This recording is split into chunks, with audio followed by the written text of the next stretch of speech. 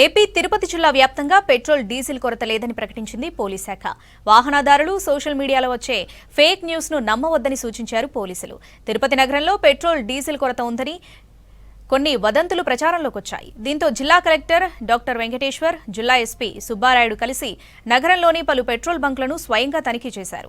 ఈ సందర్భంగా మహతి ఆడిటోరియం సమీపంలోని పెట్రోల్ బంకును పరిశీలించి వినియోగదారులతో నేరుగా మాట్లాడి పరిస్థితులను తెలుసుకున్నారు. కొరత ఉందంటూ వస్తున్న వార్తలు అవాస్తవమన్నారు తిరుపతి పోలీసులు.